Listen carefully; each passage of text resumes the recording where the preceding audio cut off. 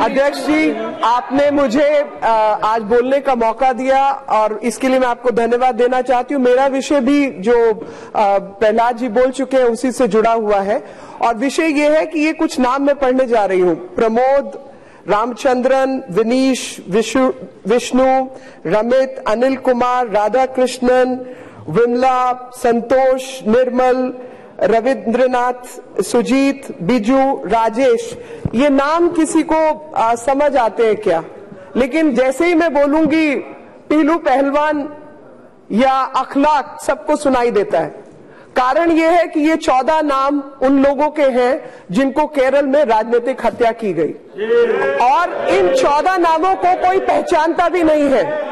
जो लोग लगातार इंटॉलरेंस पर भाषण देते हैं, जो लोकतांत्रिक व्यवस्थाओं की बात करते हैं, वो लोकतंत्र के अंदर दूसरी विचारधारा वाले लोगों को बर्दाश्त नहीं करते हैं। ये 14 नाम उन लोगों के हैं जहां पर 7 बच्चों के ऊपर अटैक किया गया। अगर पिता घर में नहीं था तो बच्चे की बाजू काटी गई तलवार से, 7 साल के बच्चे की। मेरी आंखों के सामने वो चेहरे याद आते हैं।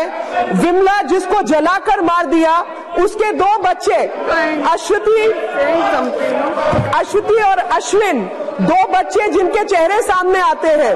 राधा कृष्णन उन्हीं के जेठ लगते हैं, उनके 2 बच्चे अरुण। और ऐसे ही एक लड़की जिसको सेल मी द आंसर करके वो वहां की ऑलमोस्ट सेलिब्रिटी स्टार बनी, विस्मया के पिता संतोष की इतनी क्रूरता से हत्या हुई कि उसके अंदर विस्मया सेल मी द आंसर में जो एमएलए है मार्क्सिस्ट पार्टी के, उन्होंने ये प्रश्न किया और उसके अंदर उस बच्चे से बात कर रहे हैं। इतनी ब्रिलियंट वो लड़की है। कहा जाता है कि विस्मया को किसी भाई ने चूटी क्यों मारी, तो कहा कि भाई वो गुड़िया मुझे चाहिए थी तो मैंने उसको चूटी मारी और उसकी गुड़िया छीन ली। तो माँ कहती है कि जिंदगी जो है लेने और देने पर ही व्यवस्थित है, तो मैंने उसको चूटी दी और गुड़िया ली। और इसी प्रकार से जो वहां की सरकार के लोग हैं, उन्होंने उस लड़की को एक सेलिब्रिटी तो बनाया लेकिन उसके पिता को उससे ले लिया और उसके सामने क्रूर हत्या की। राजेश नाम के व्यक्ति को अगर मैं यहां पर व्याख्यान करूं तो आप हैरान होंगे। 80 उसके शरीर पर 80 वुंड्स थे पहने हथियार के और उसका हाथ काटकर फेंक दिया गया था। ये अभी 2 दिन पहले का नृशंस हत्याकांड है और उस हत्या को याद करते ही जयकृष्णन मास्टर, चंद्रशेखरन, ऐसी सब हत्याएं याद आती हैं जहां पर इतनी क्रूरता और तालिबानिक स्टाइल के साथ लोगों को मारा गया। लगातार आईसिस में शामिल होने वाले लोग अधिकतर इसी राज्य से आते हैं। आपको हैरानी होगी ये जानकर कि ये आरएसएस और बीजेपी का केवल मुद्दा नहीं है। कन्नूर जैसी कुख्यात जगह पर 40 कांग्रेस के वर्करों को मारा गया है, 7 मुस्लिम लीग के वर्कर्स को मारा गया है, 3 एसडीपीआई के वर्कर्स को मारा गया है।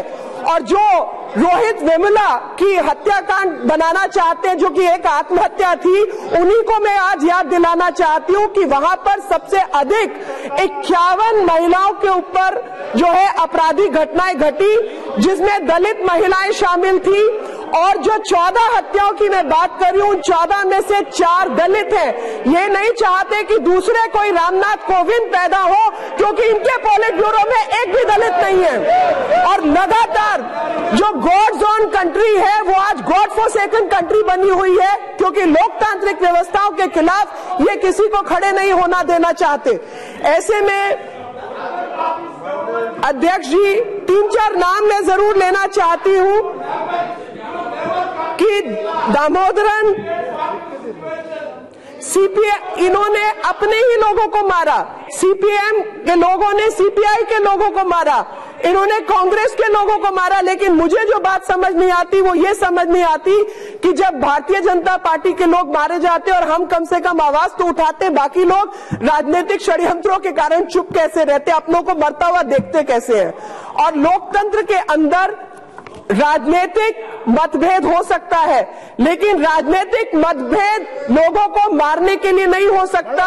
किसी को मारने की, हत्या का अधिकार नहीं देता इस संसद के माध्यम से। और मैं अब्दुल्ला कुट्टी की बात याद दिलाना चाहती हूं, जो कि संसद सदस्य रहे हैं। अब्दुल्ला कुट्टी के मुताबिक पिनराई विजयन ने, जब वो जनरल सेक्रेटरी थे अपनी पार्टी के 2008 में, ऐसा बयान दिया और कहा कि कन्नूर मॉडल जो है वो बहुत विध्वंसक है, बंगाल मॉडल फॉलो किया जाना चाहिए। एमएम मनी याद दिलाना चाहती हूं, जो इनको 1, 2, 3 मनी कहा जाता है, क्योंकि 3 जयराजन जैसे लोग जो कि आज कन्नूर से हटकर बल्कि त्रिवेंद्रम चले गए और त्रिवेंद्रम के अंदर ये हत्याएं हो रही है। पायनूर हो गया ना अध्यक्ष जी, एक लाइन अध्यक्ष जी, एक लाइन अध्यक्ष जी,